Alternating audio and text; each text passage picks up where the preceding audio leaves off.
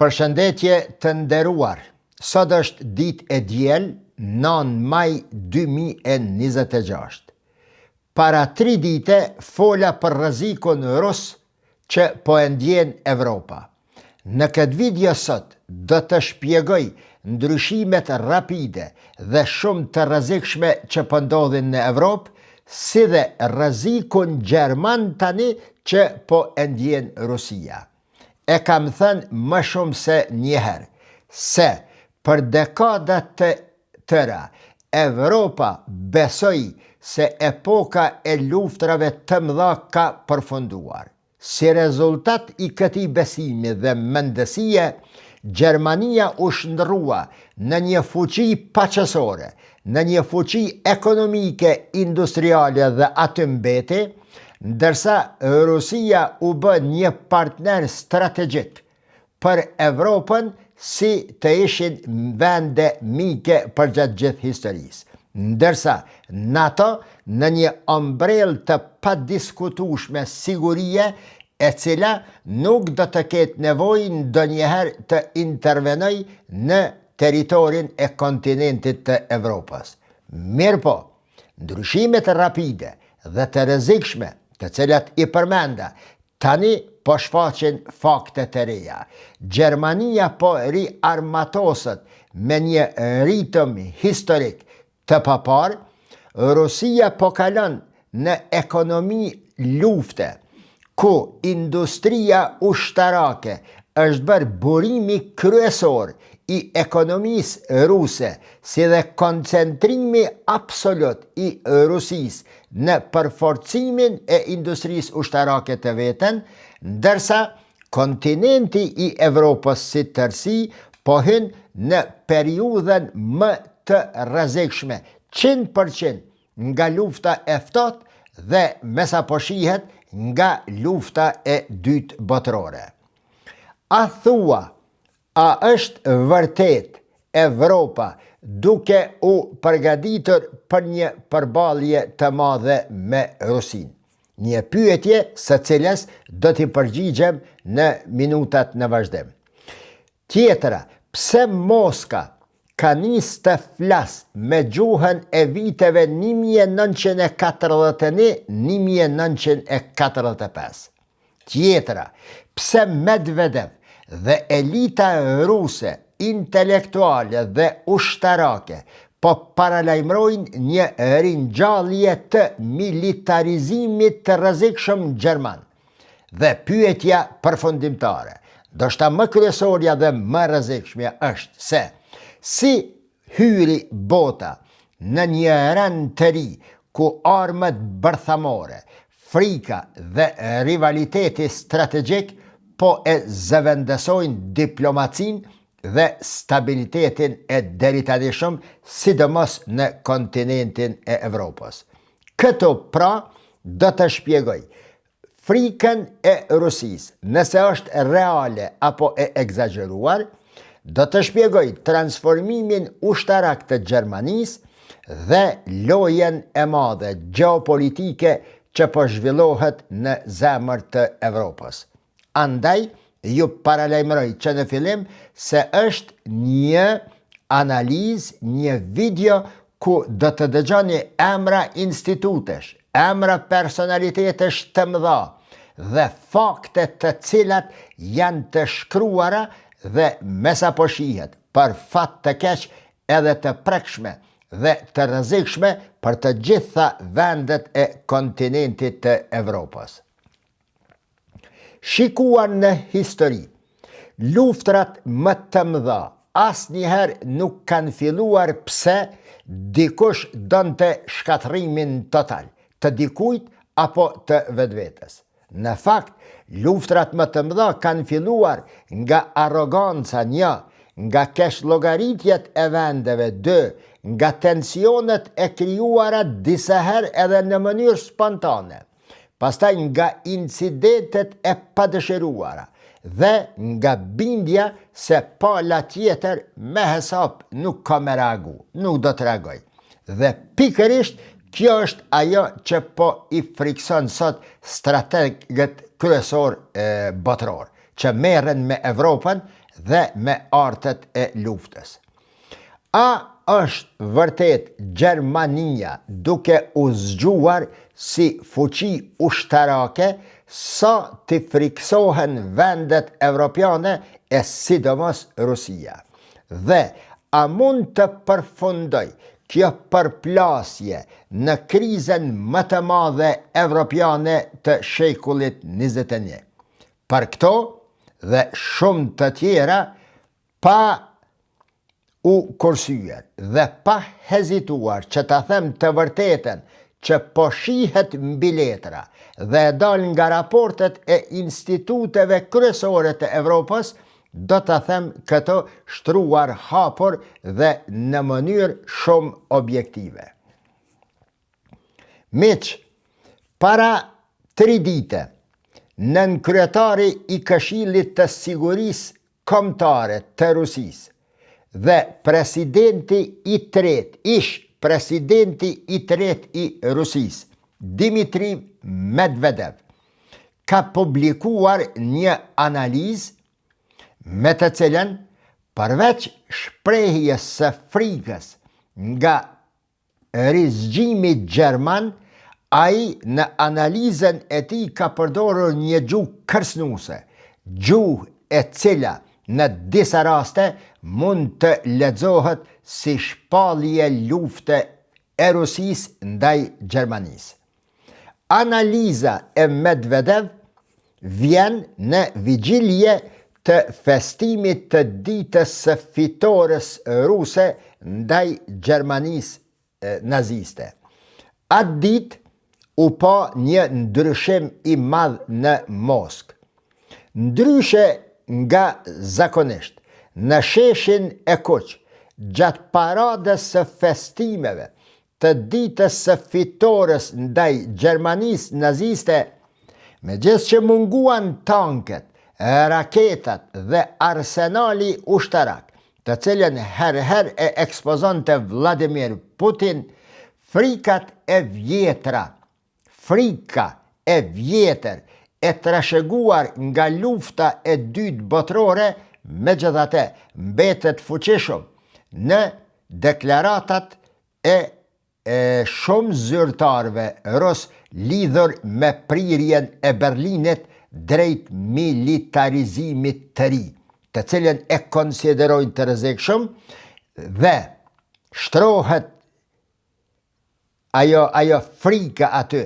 Nëse ky transformim nuk përmban synime të drejt për drejta të tanishme kundër Rusisë, përse Gjermania i është vu me kaq ngulm armatimit enorm të papar deri më tani në 30 vjetët e fundit.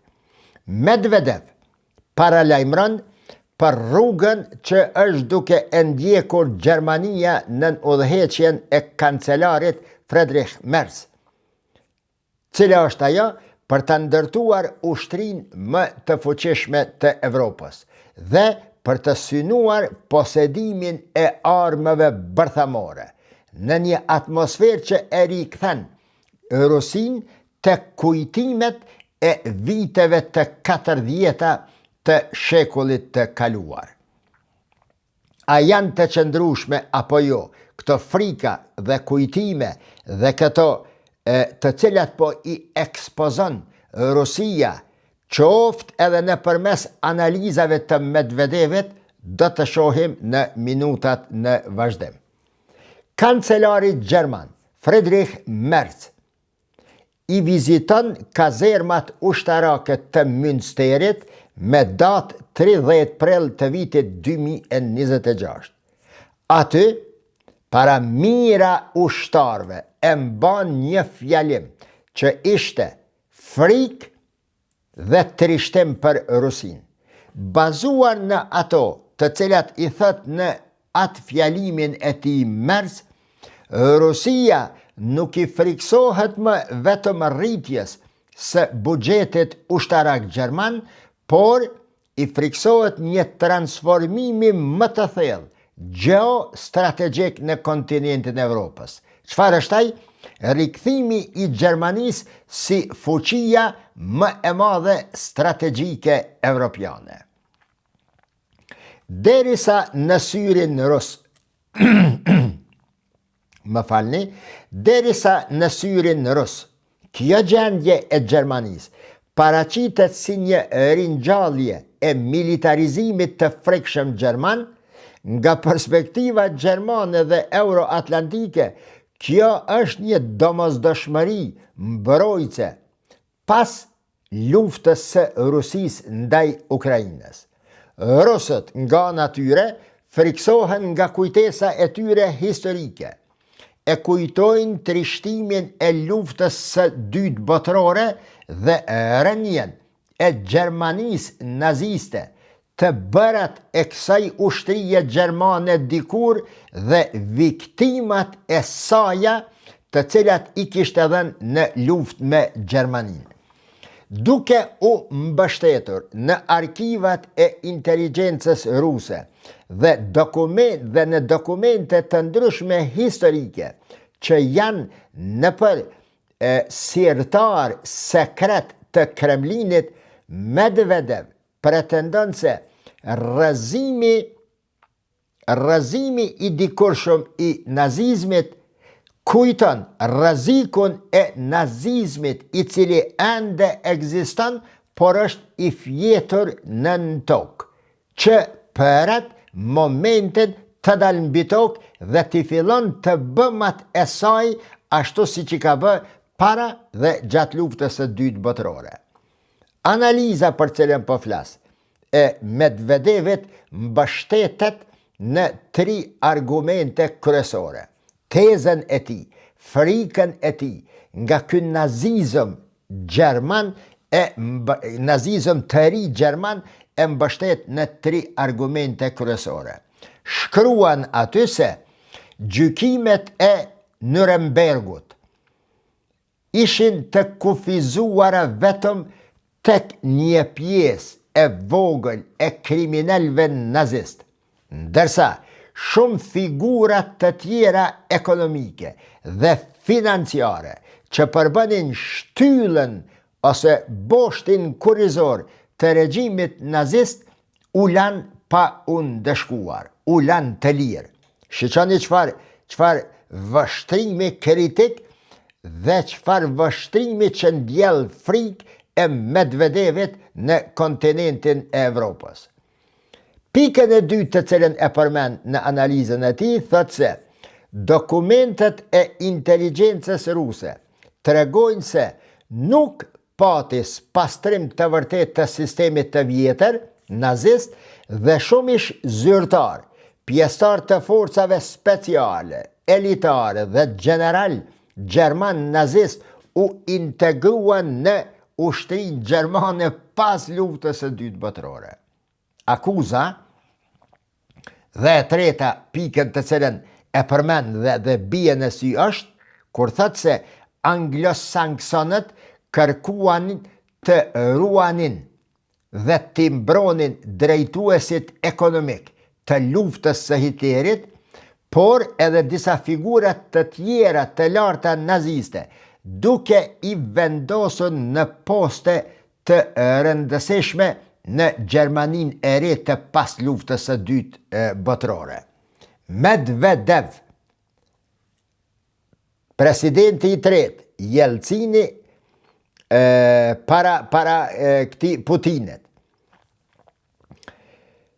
Medvedev shkon edhe më larg duke ju referuar gjithnjë arkivave të inteligjencës ruse, ku pretendon se Moska kishte dieni në fund të vitit 1945 dhe në fillimet të viteve 1950 se po bëheshin përgatitje intenzive nën mbikëqyrjen amerikane dhe britanike që Gjermaninë perëndimore ta përgatisnin për një luftë të re kundër Bashkimit Sovjetik. Këto janë konstatime të Medvedevit. Nuk ka dyshim të nderuar se Rusia përgjatë këtyre dekadave e ka ndërtuar identitetin e saj strategjik mbi kujtesën e luftës së madhe patriotike, siç e quajnë rusët betejën e tyre gjatë luftës së dytë botërore kundër Gjermanisë naziste.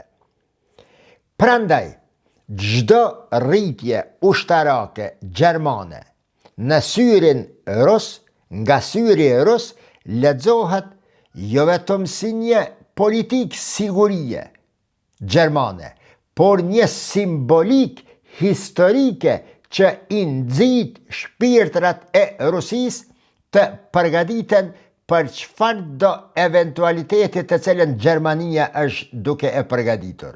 Medvedevi, përveç kësaj, e përdor një gjuhë të fortë, të ashpër, e cila nuk është dëgjuar shpesh në Evropë në raport me Gjermaninë.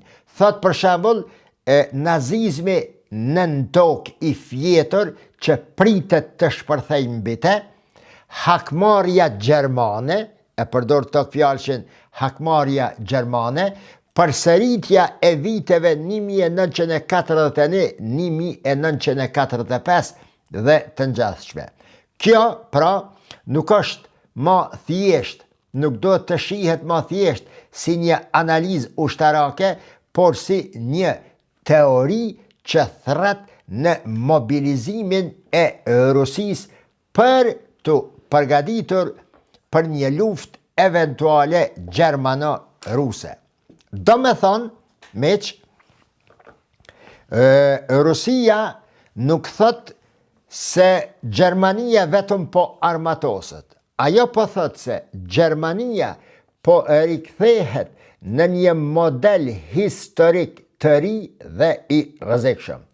Edhe kjo e bën diskursin rus shumë më emocional, i ngjall ndjenjat nacionaliste ruse në raport sidomos me Gjermaninë dhe e bën që publiku rus, rusët të fillojnë të ndjejnë në shpirtin e tyre nevojën për përgatitje për një konflikt të ardhshëm me Evropën e sidomos me Rusinë.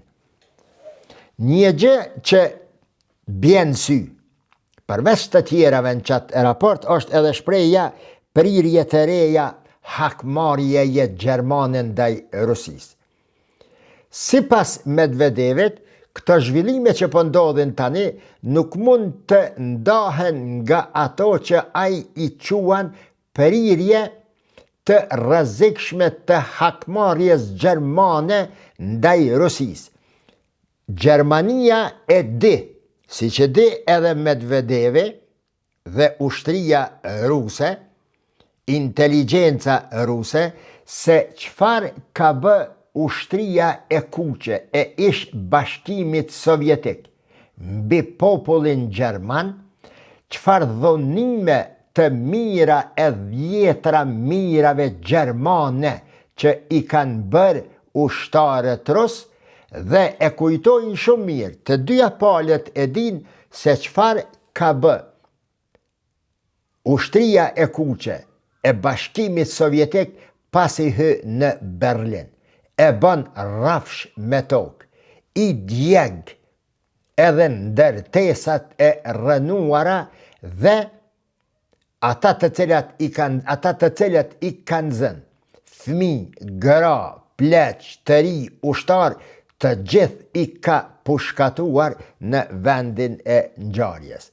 Prandaj, Rusia, Medvedevi në analizën e tij, këtë përgatitjen e Gjermanisë të 2-3 vjetëve të fundit, e sidomos të kësaj, pasardhjes së Merz si kancelar e Gjermanisë, i shes si prirje të reja hakmarrëse ndaj popullit rus dhe ndaj Rusisë. Prandaj, thot se promovimi idesë se një përplasje të pashmangshme ushtarake me Rusinë në vitin 2029 promovim që dëgjohet herë nga elita ushtarake dhe intelektuale gjermane në vitet e fundit do të merret si një fakt i kryer dhe si diçka tepër serioze. Nga perspektiva ruse, planet për zgjerimin dhe forcimin e ushtrisë gjermane, planet e zgjerimit të ushtrisë gjermane fokusohen në pikat të cilat do t'i përmendi dhe të gjitha këto pika i përdorin si argumente se Gjermania po përgatitet kundër Rusisë. Një, thot, ndërtimi i ushtrisë më të fuqishme të Evropës, të cilën Gjermania e thot haptas. 2. Rritja e numrit të ushtarëve gjerman nga 181.000 në 460.000, pastaj reformimi i sistemit të rekrutimit. Çfarë do të thotë? Gjermania është duke folur për kthimin e shërbimit të detyrueshëm ushtarak dhe më e keqja dhe më e frikshmja për Rusinë është vendosja e brigadës së 45 të tankeve në Lituani, pranë kufive të Bielorusisë dhe rajonit rus të Kaliningradit. E që Kaliningradi është mushkënia ushtarake mbrojtëse e Rusisë në zemër të Evropës. Sipas Institutit Ndërkombëtar të kërkimeve të paqes në Stockholm, SIPRI, të cilën e citoj shpesh në analizat e mia, shpenzimet ushtarake të Gjermanisë në vitin 2024 arrin në $88 miliard, që i bie një rritje prej 28% krahasuar me vitin 2023. Dhe kjo e bën Gjermanin vendin me shpenzimet më të mëdha ushtarake në Evropë, diçka që Rusin e bën të mendoj dy herë. Medvedevi e përmend edhe një fakt tjetër në analizën e tij. Thotë se flet për fondin special prej 100 miliard eurove për modernizimin e ushtrisë gjermane, përveç tyre 88 miliardve, pastaj flet për 82 miliard euron për mbrojtjen në buxhetin e vitit 2026, si dhe flet për financimin shtesë prej 108 miliard eurove, që të gjitha këto shuma marramense që po i fut Gjermania në industrinë e mbrojtjes tregojnë qartë në syrin e Medvedevit dhe të Rusisë se Gjermania po përgatitet për luftë në rastin konkret me Rusinë. Megjithse Gjermania ka rritur shpenzimet ushtarake në mbi 2% të GDP-së së saj nga viti 2023, disa studius, analist, ekspert gjerman mendojnë të kundërtën e asaj çka po thot Medvedevi. Këta qëta ekspert po thonë se ritmi aktual i mbrojtjes së Gjermanisë është ende shumë i ngadalt dhe është katastrofik për sigurinë kombëtare të Gjermanisë. Guntram Wolf, e keni dëgjuar sigurisht, jo të cilët i përcjellni politikat evropiane, një studius, hulumtues në Institutin Kiel, KIEL, për ekonomi botnore, thot se Gjermania po ecë shumë ngadal në procesin e riarmatosjes së nevojshme për ta frenuar me patjetër Rusinë. Raporti i këtij instituti Kiel flet se me ritmin aktual, dëgjani, shifrat çuditshme, me ritmin aktual të Gjermanisë, sipas raportit të Wolfit, Gjermanisë I dohen 15 vjet për ta rikthyer stokun e aeroplanëve ushtarak që e ka pas deri në vitin 2024, 15 vjet për me mrije stokun e aeroplanëve që e ka posedu deri 2024, I dohen 40 vite me që tempo që është të punue, për bërjen, prodhimin e tankeve kryesore që I ka pas deri në vitin 2006 dhe rreth 100 vite për ta prodhuar artillerin që e kishte më parë. Që I bje se Gjermanisë I dohen triliona dollar investime në industrin ushtarake dhe I dohet një tempo bazuar në këtë të tanishmen të them marramence të zhvillimit të ushtrisë dhe industrisë ushtarake të veten.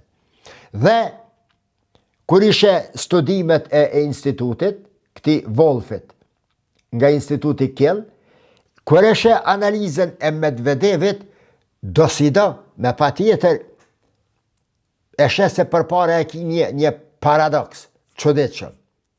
Nga perspektiva e Moskës, Gjermania duket sikur po militarizohet me shpejtësi tepër të madhe dhe të frikshme, ndërsa nga perspektiva e ekspertëve gjerman dhe ndërkombëtar, Atlantik, Gjermania është duke ecur shumë ngadalë dhe kjo është rrezik për Evropën.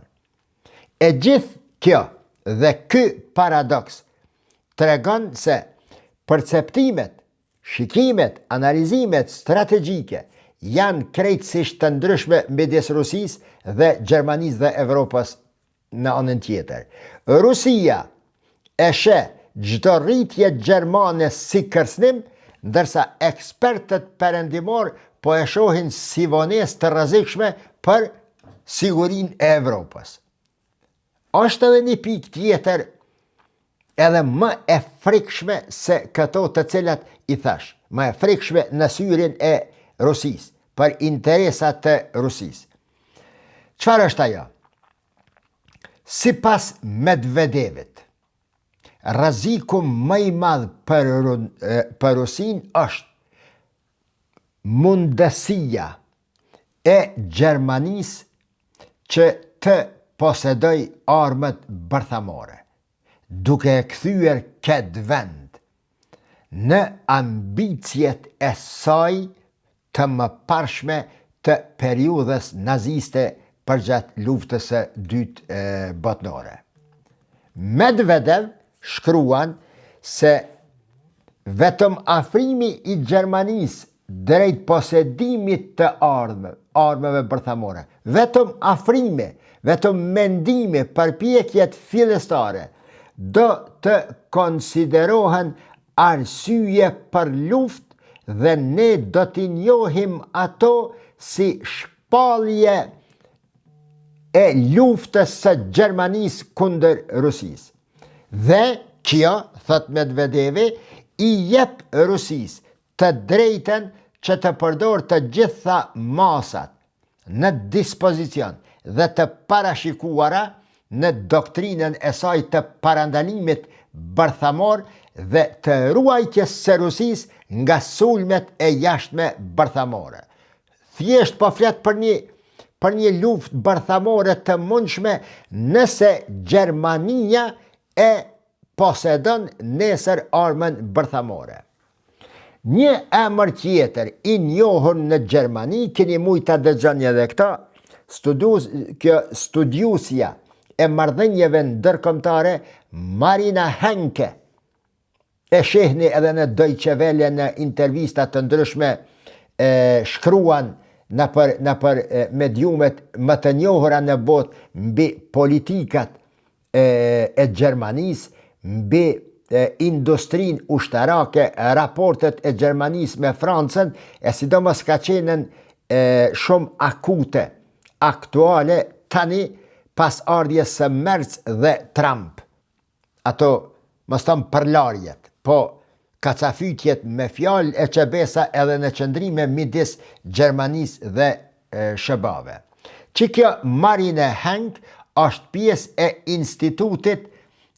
instituti Hertie School, me qendër në Berlin, shpjegon aty se diskutimi i tanishëm nuk përqendrohet domosdoshmërisht tek dëshira, ambicia e Gjermanisë për një armë bërthamore, por koncentrimi është duke shkuar drejt zgjerimit të ambrelës bërthamore të përbashkët franqeze, britanike, si dhe krijimi i një force bërthamore evropiane e përbashkët në raport me rreziqet bërthamore që mund t'i vinë Rusisë.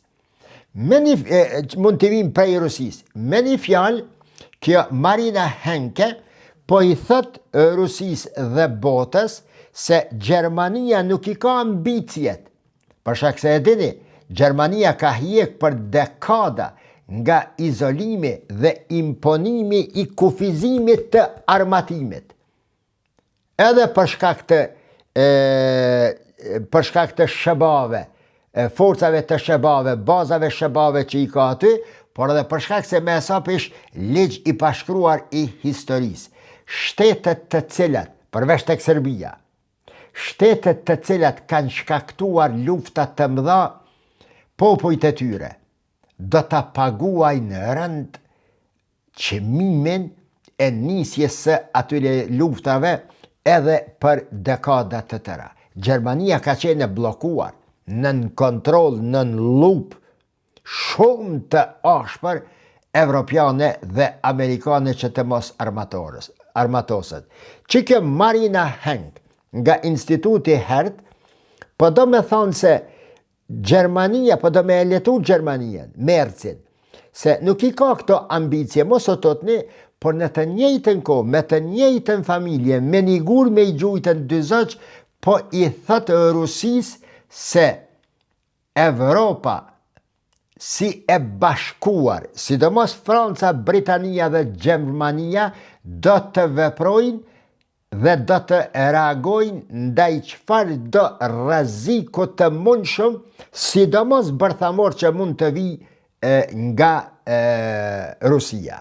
Megjithatë, me gjithë këto analiza dhe raporte që po i përmendi, Medvedevi paralajmëron se nuk duhet të jetë Rusia e qetë në raport me Gjermaninë, sepse militarizimi i saj, si që quan në analizë, i pamatur dhe i çmendur, nuk është thjesht një projekt për forcim normal ushtarak, por është pjesë e një procesi shumë më të thellë dhe shumë më të rrezikshëm që mund ta kërcënojë Evropën, miliona njerëz dhe mbar botën, njëjtë siç ka ndodhur me rastin e luftës së parë botërore dhe me rastin e luftës së dytë botërore. Ai shkon edhe më larg, duke pretenduar se politika aktuale gjermane jep sinjale të skenarëve katastrofik, e përdor fjalën katastrofik, që sipas Medvedevit, këto sinjale i misherojnë ato instiktet më të errta, hakmarrëse tash, të elitës gjermane, të popullit gjerman, ambicje që te i kalojnë dëshiren për të qenë një vend i fuqishëm evropian, por që fokus kryesor e kanë hakmarrjen ndaj gjermanëve, çfarë kanë bërë gjatë luftës së dytë botërore në Berlin dhe në shumë vende të Gjermanisë. Pas pushtimit rus të Ukrainës në shkurt vitit 2022, Gjermania e pati shpall një kthes të madhe strategjike e quajtur me emrin Zeitenwende. cajten vende, shqip dënë të thëtë ndryshim epokal. Qëfar nënkupton kjo? Fundin e iluzionit se ekonomia, tregtia dhe diplomacia mund ta zbusin dhe eventualisht ta stopojnë Rusin. Dohet ndryshim epokal. Kjo është shpallja e Gjermanisë, të cilën e bën në shkurt të vitit 2022 me rastin e nisjes së luftës kundër Ukrainës. Sipri, që e përmenda pak më parë dhe e përmeni shpesh në analizat e mia këtu me ju, flet, raporton, shkruan në raportet e saj se shpenzimet ushtarake globale gjatë vitit 2025 kanë shkue afër 3 trilion dollar, që i bje 2,887, saksisht 2,887 trilion dollar. Pjesën më të madhe të këtyre hargjimeve, të këtyre investimeve janë në kontinentin e Evropës për shkak të pasigurisë së krijuar nga Rusia, sidomos pas luftës së Ukrainës.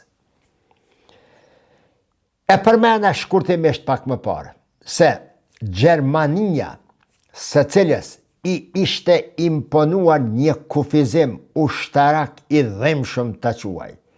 Tani që kjo Gjermani po synon të ndërtoj forcën më të fuqishme konvencionale në Evropë.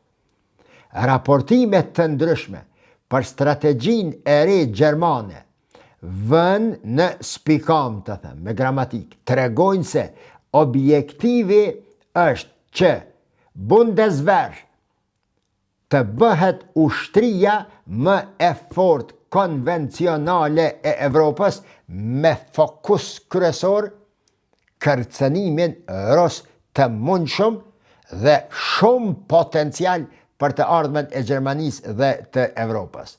Dhe kjo është arsyeja pse Moska reagon kaq ashpër. Për Rusin, në fakt, një Gjermani ekonomikisht e fuqishme dhe ushtarakisht e rizgjuar është ndryshim i ekuilibrave evropian dhe ndryshim rapid, radikal i raporteve të deritanishme midis Evropës dhe Rusisë. E ishe si paralajmërime dhe urdhëresa në heshtje të Rusisë ndaj vetvetes se duhet të përgatitet nga ndonjë e papritur që mund të bëj Gjermania. E para është, përveç armatosjes që është duke bë, posedimi i armëve bërthamore, Gjermania së cilës i është ndaluar posedimi i armëve bërthamore, bele i kanë qitë shumë probleme edhe në projektimin dhe ndërtimin e centraleve bërthamore për energji civile dhe natyrisht e dyta çka është më e rëndësishme në këtë rast, Rusia e sheh se për te përdorimit të armëve bërthamore ndaj Rusisë, Evropa është tani më e rrezikuar si asnjëherë më parë nga fundi i luftës së dytë botërore. Ja rikujton botës Rusia në për shumë analiza, në për shumë diskutime ato që i ka ndodhur botës si pasoj e ushtrisë naziste. Kur e shikon në përgjithësi tash, larg që ti raportit apo analizës së Medvedevit, frika e Rusisë përqendrohet në 3 pika. Sa u bora? Apo frika e Rusisë është tridimensionale. E para është frika historike. Rusia, e dini, ka humbur me 10 miliona njerëz në luftën e dytë botërore. Kujtesa ruse e pushtimit gjerman është ende pjesë e identitetit shtetëror rus. Bile edhe pjesë e identitetit dhe mendësisë popullore ruse. E dyta frikë është frika geostrategjike. Një Gjermani e riarmatosur deri në dhëmb mund ta forcoj krahun lindor të NATO-s, sidomos në Poloni, në Lituani, në Letoni, në Estoni dhe natyrisht krejt këto rreth Kaliningradit, zemra e Rusijës, e Moskës, e Kremlinit që ra në trollin e Evropës. Dhe e treta është frika propagandistike, të cilës une i besoj ma shumë se dy të parave. Çfarë është frika propagandistike? Kremlini miq ka interes me paraqit Evropën gjithnjë si agresore. Për çka? Mënyrë që të justifikoj forcimin ushtarak të vetin, përqendrimin e vet në industrin ushtarake, thjesht militarizimin rus, që të justifikoj luftën e saj në Ukrainë dhe natyrisht të justifikoj retorikën bërthamore të cilën Rusia Putini her e bjen në gojë për ta kërcënuar SBA-n dhe Evropën dhe botën se nëse preken keq interesat kombëtare të Rusisë, shtypja e butonit të armëve bërthamore është shumë lehtë të bëhet nga ndonjëri prej gishtave të Vladimir Putinit. Këto tri frika mendoj se përqendrohet kjo strategji ruse, kjo mendësi ruse, dhe kjo e fundit, frika propagandistike, mendoj se është më e fortë se ato dy të cilat i përmena. Pra, të nderuar, Rusia nuk e lexon më Gjermani vetëm si një shtet, por si një emër simbolik. Simboli i perëndimit industrial, simboli i fuqisë së riaktivizuar dhe rifuqizuar të NATO-s, simboli i historisë së dhimbshme dhe simboli i një Evrope që po heq dorë nga pacifizmi, andaj Rusia do të jetë sa më e përgatitur. Çfarë është roli tani i SBA-ve në një pasiguri të quaj transatlantike? Një nga arsyet kryesore, që të mbajeni men, mos e harroni, mos thoni profa po fol fjalë bombastike, po ndjell kështu. Dëgjoni.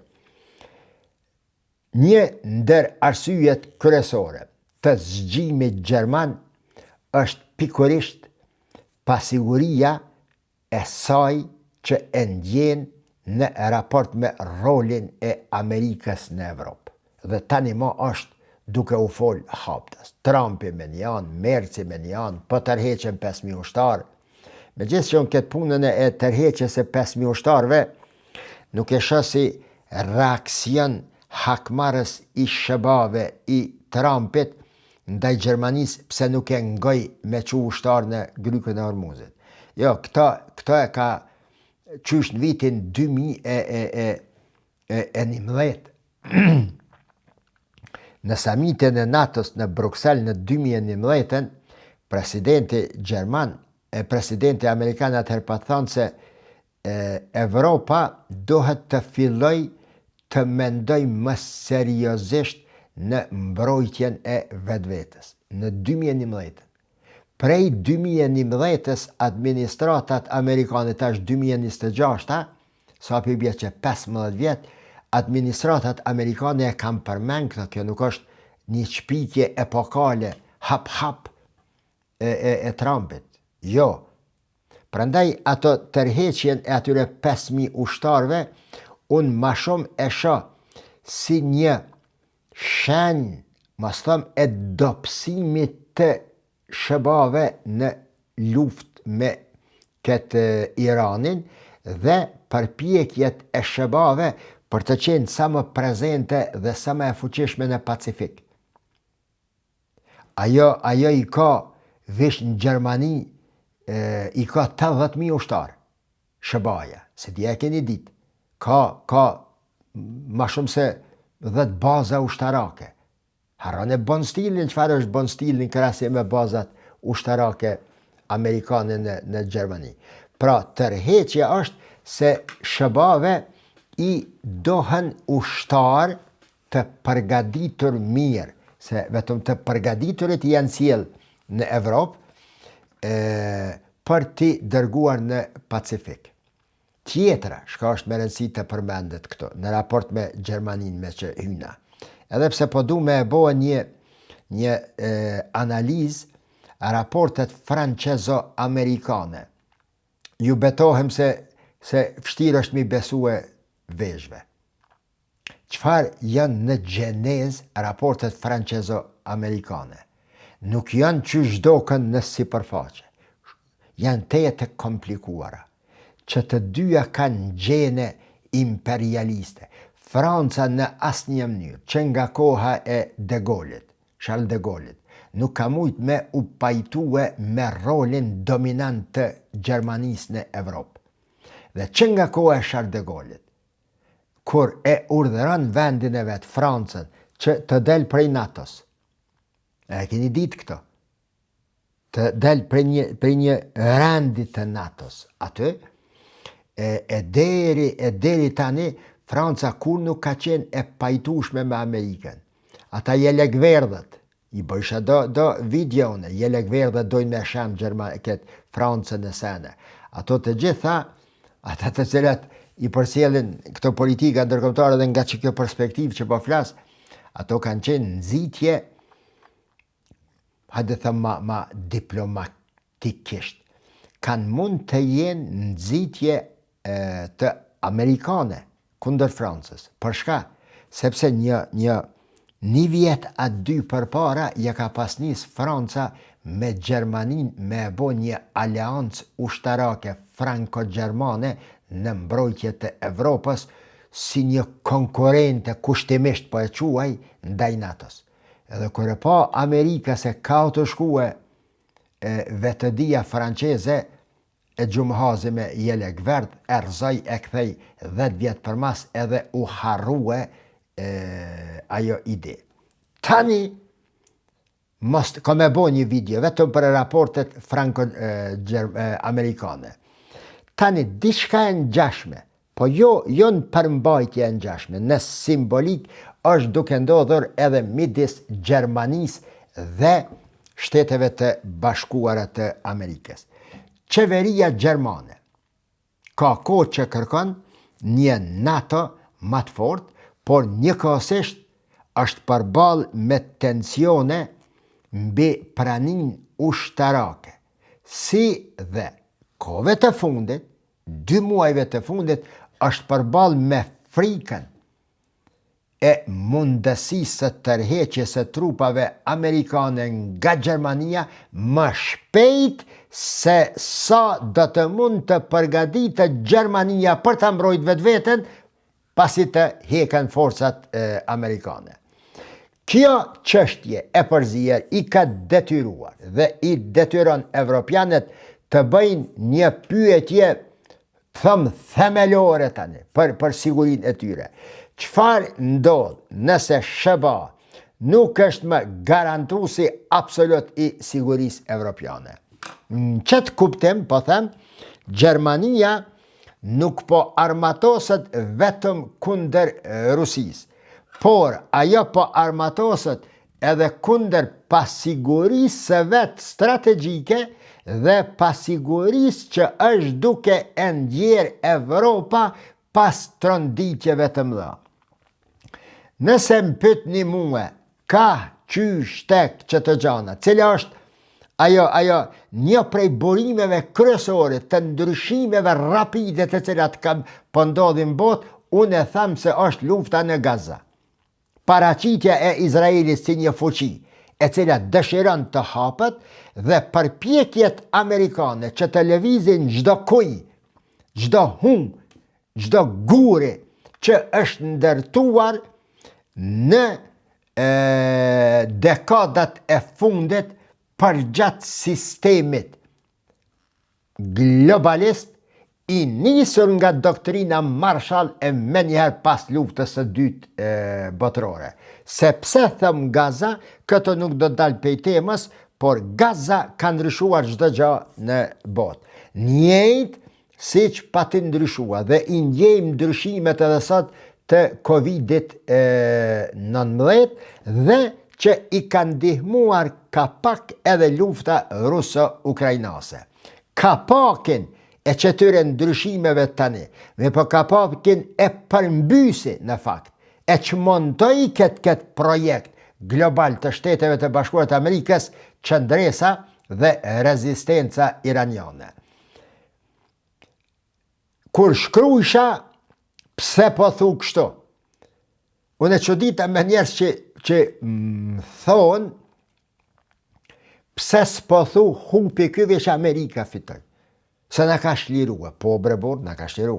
Pa pikë dyshim, po na po flasën për probleme ma të thella, se kur kjo tani, këto, po analizoj Medvedevin, po analizoj Hanken, Wolfin, institutet kryesore të Gjermanisë dhe të Evropës, probleme strategjike, jo vetëm të Gjermanisë.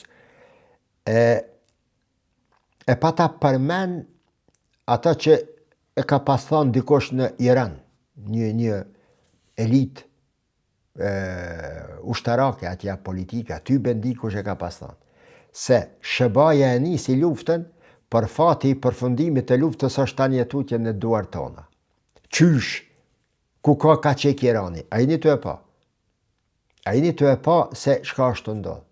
Tash SBA-ja, kur kush nuk tha se s'ka fuqi e bomba atomike me e bor rafsh, për me këthyn kohën e gurit, me shkatërue, me e zhduk civilizimin iranian. Po nuk është zgjidhje, po hup bota, që dhe sa është të hup me qëto embargo, me qëto mbyllje të Hormuzit. Babul Mendeb është në mbyllje e sipër, Malaka atje Kina po do me e mbyllën, mbi 50% e botës blokohet, që i bje rënje ekonomike drastike dhe rënime e zhdukje nga harta geografike e shumë shteteve mesatare dhe nën mesatare. Pra, traumat, problemet që i krijon zhdukja e një Izraeli janë shumë më të mëdha se sa këto që tani po ndodhin. Dhe po shihet. SBA-ja Donald Trump është të priqe që disa ditë, që 2 javë vendimin e Iranit, se apo i pranon Irani e kushtet. Vish po e shtyn marrëveshjen për mos sulmim, marrëveshjen për sulmim. Thjesht, po dua të them, e nisa me gazën atje, po kthena në temë, mos me zgjenua. Që kjo gjendje, pra, si rezultat i pyetjes, çfarë ndodh nëse SBA nuk janë garantues absolut të sigurisë evropiane? Lëviz Gjermania. Si fund i qësaj, tani kemi dy narrativa, 2 mënyra të shpjegimit të kësaj që është duke ndodhur në Gjermani në raport me Rusin dhe në Rusi në raport me Gjermani. Shpjegimi i parë është rus, narrativa ruse, të them, që thotë se Gjermania po rikthehet fuqishëm në armatosje të papar deri më tani. Dhe kjo tregon se historia po përsëritet. Po flas për narrativën ruse. Pra, Rusia do të jetë gati nga kjo përgatitje enorme ushtarake e Gjermanisë. Në anën tjetër është narrativa gjermane dhe në përgjithësi euro-atlantike, që thotë se Rusia e shkatroi rendin e sigurisë evropiane me luftën në Ukrainë. Andaj, Gjermania nuk po përgatitet për agresion, por për të parandaluar Rusin që të mos veprojë ngjashëm siç veproi me Ukrainën. 2 narrativat e ndryshme. Mendimi im personal, mëni me veten Mustaf, prof, çfarë ti mendon këta?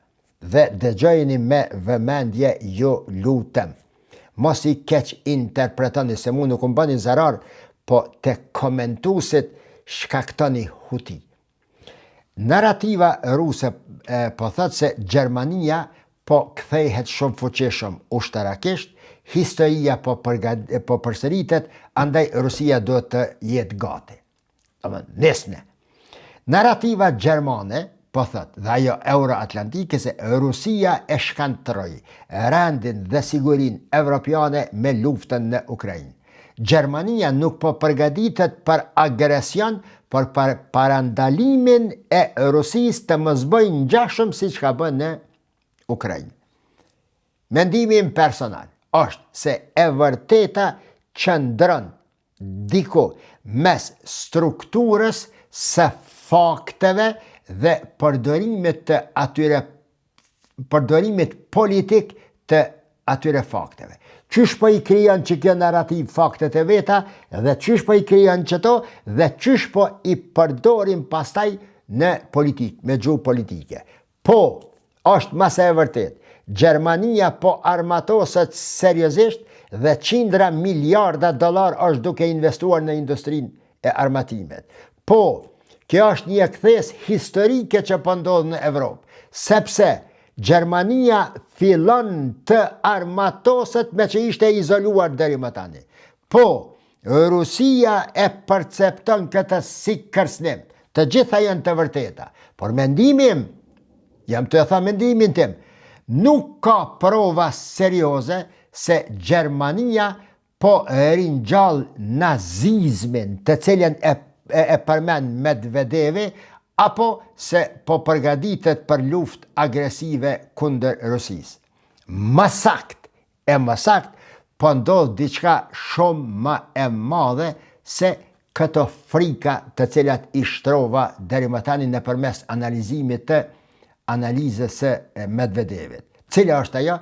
Evropa po largohet, për fat të keq, nga epoka e iluzioneve paqësore dhe po hyn në një epokë të frikshme, të re, të fuqisë, të frikës, të parandalimit dhe rivalitetit ushtarak, jo vetëm me Rusinë, trashëgimtarja e Bashkimit Sovjetik, por edhe me vendet e tjera brenda kontinentit të Evropës. Dhe pikërisht kjo e frikson Rusinë. Jo vetëm tanket gjermane, por fakti se Gjermania mund të mos jetë më ai giganti paqësor ekonomik industrial dhe as ai gjugji ushtarak i pasluftës. Natën e mirë.